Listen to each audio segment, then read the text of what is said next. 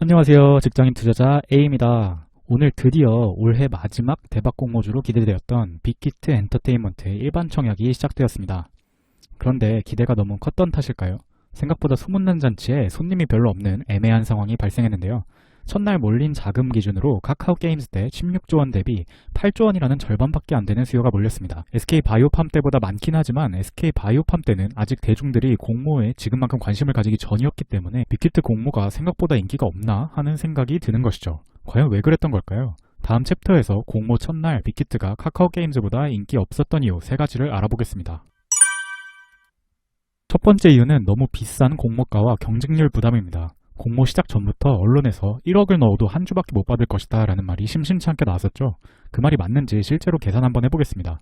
증거금을 1억 원 넣으면 실제 청약 금액은 2억 원이 됩니다. 그런데 이번에 확정된 공모가가 13만 5천 원이었죠. 이때 참여 주식수는 두 숫자를 나눈 1481주가 됩니다. 만약 카카오 게임즈 때와 같이 경쟁률이 1546.5대 1만큼 몰린다면 배정 주식수는 0주, 즉 한 주도 받을 수 없게 되는 것이죠. 경쟁률을 낮춰서 만약 1000대 1의 경쟁률을 기록한다면 비로소 한 주를 받게 됩니다. 금액으로는 13만 5천 원이죠. 반면에 공모가가 절반 수준인 6만 5천 원이었다면 어땠을까요? 참여 주식수는 약 3,000주가 되고 경쟁률이 똑같이 1000대 1이었다면 배정 주식수는 3주, 즉 금액은 19만 5천 원이 됩니다. 만약 경쟁률이 500대 1이었다면 6주를 받고 금액으로는 39만 원이나 되는 겁니다. 즉 공모 주관사단이 선정한 공모가가 매우 높았고 앞선 공모주 열풍으로 경쟁률이 매우 높을 것이라는 예측이 많았기 때문에 기대 수익이 낮아졌고 이로 인해서 참여 금액도 적었던 것이죠. 두 번째 이유는 고평가 논란입니다. 제가 지난 영상에서 올해 초 증권사들의 추정 기업 가치는 2조 원이었다고 말씀드렸었죠. 그런데 빅히트는 공모 주관사로 선정되기 위한 경쟁 속에 목표 공모가가 높아졌고 결국 희망 공모 기업 가치가 6조 원에 이르렀습니다. 두 숫자 사이의 괴리가 컸죠. 물론 그 사이에 BTS가 빌보드 1위에 오르는 등 인기가 높아지긴 했습니다만 여전히 빅히트의 기업 가치는 고평가 논란 속에 있습니다. 고평가 논란의 이유가 하나 더 있는데요. 바로 목표 PER 산정 시에 피어그룹으로 선정된 기업의 종류입니다. JYP, YG와 같은 동종업계뿐 아니라 다소 뜬금없는 네이버, 카카오까지 포함시켜서 목표 PER을 높게 잡았는데요. 그 이유는 화면에 보이시는 위버스라는 앱 때문이었죠.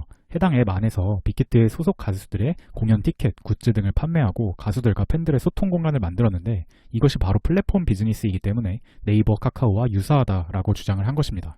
저는 여기에 다소 의문부호를 제기했었는데요. 방금 보여드린 이 내용들을 포함한 빅히트 주식 리뷰 영상은 지금 화면에 보이시는 링크의 영상에서 매우 자세히 다뤘으니 관심 있는 분들은 봐보시길 추천드립니다. 인기 없었던 세 번째 이유는 바로 보호 예수 물량과 의무 보유 확약 비율입니다. 보호 예수 물량은 특정 기간 동안 팔지 않기로 약속한 기관들의 보유 물량입니다. SK 바이오팜은 81%나 보호 예수 물량이었기 때문에 상장일 당시에 풀린 물량이 전체의 19%밖에 되지 않았죠. 그래서 따상상상을 기록할 수 있었던 겁니다. 카카오 게임즈는 59%가 보호 예수 물량이었으므로 41%가 풀렸고요. 따상상을 기록합니다. 그런데 빅히트는요. 44%가 보호 예수 물량이므로 56%가 풀립니다.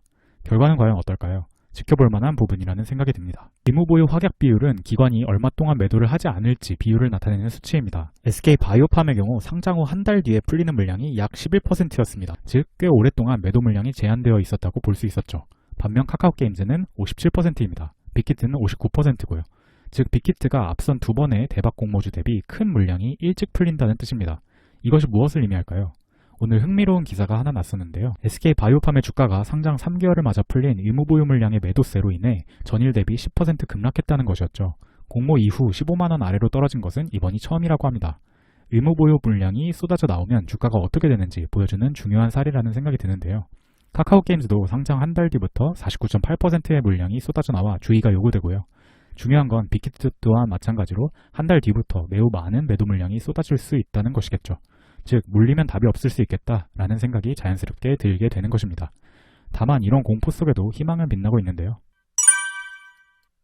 바로 어마어마한 대기자금이 둘째 날 참여 여부를 두고 눈치 싸움을 하고 있다는 것입니다. 카카오 게임즈의 청약 증거금이 58조였는데 현재 빅히트 청약에 참여할 수 있는 대기자금이 최대 118조 원으로 거의 2배에 육박한다고 합니다. 증권사 CMA장과 투자자 예탁금을 합친 건데요.